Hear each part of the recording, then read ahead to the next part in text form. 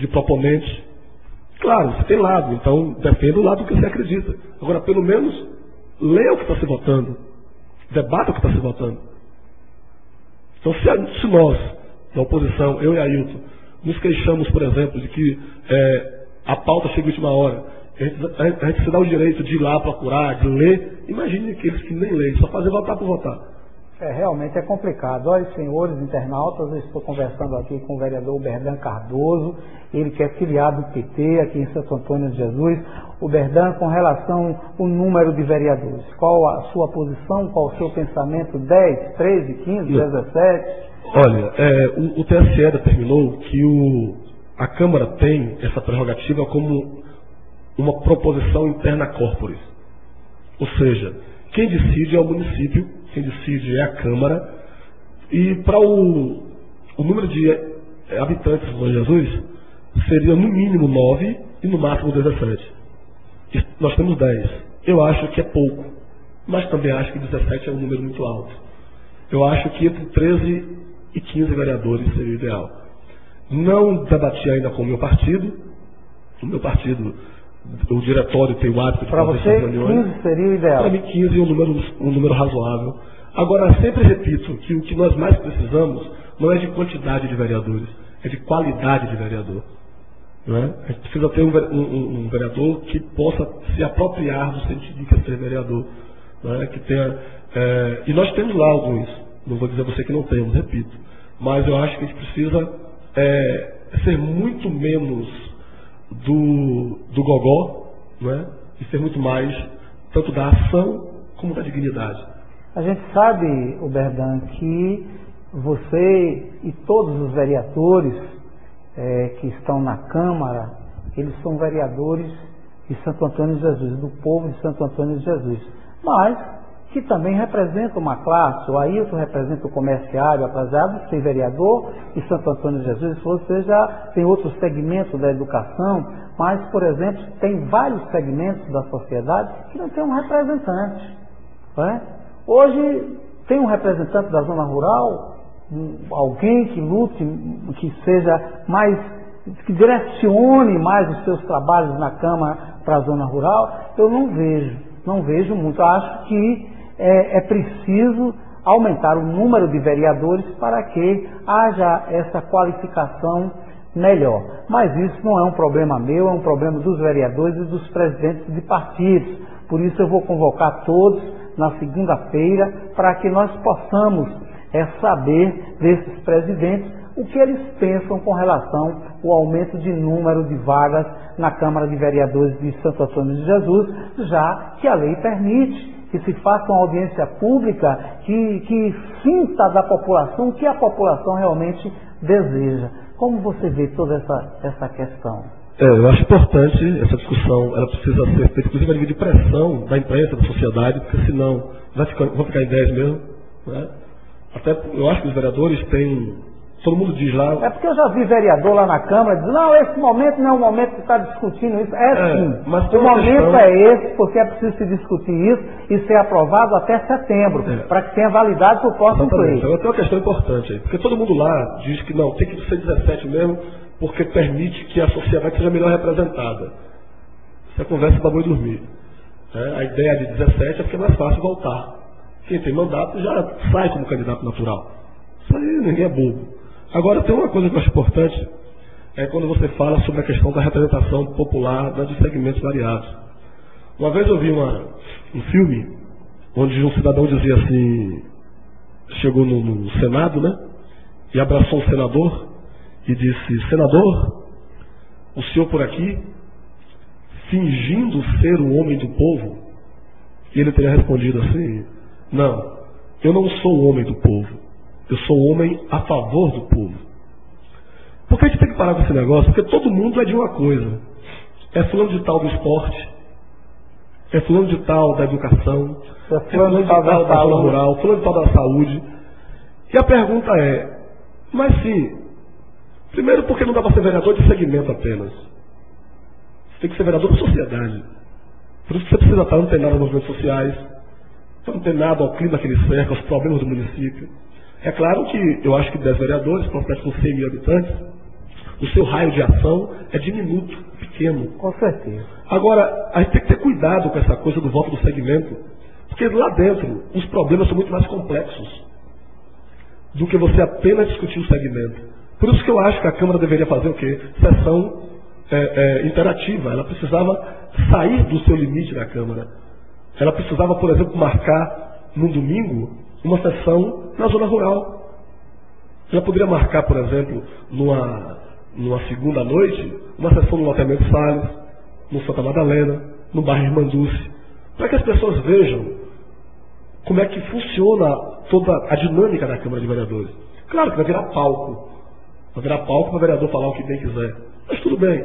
Mas o que a gente quer é que a população se sinta mais perto do legislativo. Mas aí o povo decide. O povo sabe quem está enrolando e quem não está enrolando. Eu acredito muito nisso. O povo não é bobo. E o povo precisa tomar discernimento na hora de votar. Seu voto é importantíssimo. Seu voto decide os destinos do município, do estado e da nação. Por isso que é importante você votar e depois ir lá fiscalizar. E a Câmara poderia facilitar nessa fiscalização, indo aos bairros, indo com essa Câmara itinerante, não só na área urbana, como também na área rural. Isso é importantíssimo. Claro, até porque as pessoas, tem gente que não sabe que pode entrar na Câmara. Estudantes, inclusive. Passam ali, quer dizer, e você já tem a ideia de não poder se manifestar lá dentro, o que é um absurdo. O cidadão não pode aplaudir alguém, por exemplo. Né? Quer dizer, ali é o espaço da participação popular. Que história é essa de blindar o vereador? E ele diz que é a casa do povo, né? Exatamente. Quer dizer, eu não entendo. Vamos acabar com essa hipocrisia. É a hipocrisia, porque lá dentro o cidadão não pode se manifestar. O vereador anda com o carro locado e não pode ter lá o adesivo dizendo que é da Câmara. Que história é essa do vereador ficar blindado? O vereador é um agente político. Claro que eu tenho minha vida particular. Eu tenho minha vida particular e sei preservar ela. Né? Eu tenho meus atos que mantenho, sem problema nenhum. Quando alguém vem me questionar, eu digo, a minha vida pessoal, é particular. Porque na minha vida como agente público, como agente político, como vereador, está transparente. Eu estou aí, você vê que não só no espaço da Câmara como da sociedade, eu tenho me conduzido como uma pessoa decente, um vereador decente. Entendeu? Não tenho um patrimônio exacerbado, exagerado. Né? Não tenho nada que macule minha história, minha vida. Claro, tem gente que não gosta do meu comportamento, não gosta de mim, não gosta das minhas ideias. Mas isso é um contraponto. Isso é saudável. Sua ideia com relação a 2012? O PT tem que ter candidato? Eu acho que tem que ter candidato. Eu acho que as pessoas querem votar no 13. Entendeu? Não justifica, né? As pessoas, Lula foi presidente 2 vezes, elegeu Dilma, Jacques Wagner já no seu segundo mandato. Não justifica Santo Antônio de Jesus, o Partido dos Trabalhadores, não ter um candidato próprio. Exato. Agora, esse candidato tem que ser fruto de um projeto político. Não dá para, só porque somos PT, só porque temos uma marca PT, colocarmos a candidatura. Até porque a gente precisa saber seduzir as pessoas. Não é que venham por gravidade, mas é seduzir do ponto de vista das pessoas acreditarem e se verem na gente. O eleitor, ele precisa se ver no candidato. Ele se ver no projeto do partido. A gente precisa deixar de votar no menos pior. É o que eu tenho visto, e ontem até com Ailton aqui e Hélio, eu falei que a gente ouve muitos candidatos a candidatos nos meios de comunicação, mas eles não falam em projetos. Eles não apresentam projetos para a sociedade de governabilidade de uma cidade universitária, de uma cidade que tem tomado proporções e que dentro de 5 anos vai dar um salto adiante. Então, um boom. A gente está vendo isso no dia a dia. Né? E esses candidatos a candidatos vêm para os meios de comunicação, porque o povo, se o povo quiser, mas não mostra. Eu quero saber, por exemplo, ontem eu dei um exemplo, até aqui a Praça Padre Mateus, o prefeito pode até fazer ainda a Praça Padre Mateus, porque há tempo hábil para isso, mas se não fizer, você que é candidato a candidato, qual o projeto que você tem para a Praça Padre Mateus? E os recursos são buscados aonde, como? É isso que a gente precisa saber. O transporte de Santo Antônio tem que se pensar 20 anos na frente. Vai se resolver como? Como vai ser a melhoria desse transporte? A saúde vai melhorar como? Os postos de saúde, as marcações de consultas e outras coisas tantas que precisam ser resolvidas ainda em Santo Antônio de Jesus. E você não vê ninguém apresentar projetos. Nós sabemos que não é fácil. E ninguém vai chegar aqui com um Midas, né, aquele rei mitológico que tocava e virava ouro em tudo.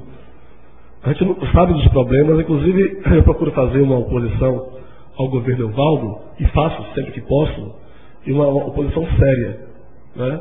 Séria, porque eu faço oposição proponente. Então eu não vou dizer que São Antônio de Jesus é uma cidade fácil de ser administrada. Agora, eu acho que existe uma inversão de valores, né? E uma cidade que, se fosse pensada antes, hoje não padecia tanto.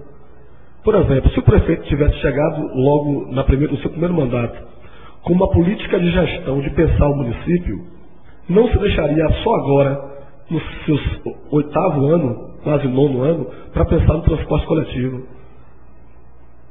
Nós não precisaríamos estar aí com essas denúncias sobre, por exemplo, o lixo, né? A licitação das empresas que ganharam para a coleta e a varrição, por exemplo, onde antes da licitação eu já tinha na minha agenda lá o nome das empresas que iam ganhar a licitação. Isso foi denunciado no Ministério Público. Então, a cidade precisa ser pensada como a discussão do PDDU. O que não dá é apenas para você ganhar a eleição e depois ficar mapeando cargos para agradar a A ou a B, para pegar vereador que foi candidato bem votado, mas mal sucedido, né? Porque às vezes o cidadão teve 300 votos, 400 votos, ele não ganhou a eleição, mas ele vira cabo eleitoral. Aí o que é que se faz depois? Pega esse cabo eleitoral e se coloca em qualquer cargo aí, só para calar a boca e manter ele. Então, a meritocracia ficou para trás, né? As pessoas não assumem suas posições, em muitos casos, por sua capacidade técnica, mas sim por seu posicionamento político. E a gente sabe que, claro, vão dizer, mas é assim em todo lugar, mas não deve ser assim. Então vamos mudar essa história. Bernardo, eu agradeço a sua presença aqui, quero você mais vezes, vamos falar sobre os assuntos de relevância e de interesse da comunidade de Santo Antônio de Jesus e também do desenvolvimento sustentável da região, que isso é muito importante. Nós vamos debater aqui, vou trazer prefeitos de várias cidades e representantes de vários segmentos para a gente falar sobre o desenvolvimento sustentável da região, que é de grande importância. E essa região, Recôncavo, é de grande importância para a Bahia e para o Brasil. Muito obrigado pela sua presença. Eu que agradeço, né? Mando um abraço carinhoso a todos os internautas e um recado para o loteamento Salles. A nossa emenda, junto ao deputado Nelson Pellegrino, de 300 mil, saiu e as obras já começam hoje ou amanhã. O prefeito me ligou, inclusive, para calçamento e escadaria. Então, é com carinho que eu dou essa notícia para os internautas e para os moradores do loteamento Salles, que foi uma grande conquista do nosso mandato. Obrigado, Ginásio, obrigado a todos. Portal InfoSage. Novo como a cada notícia. Acesse www.infosage.com.br.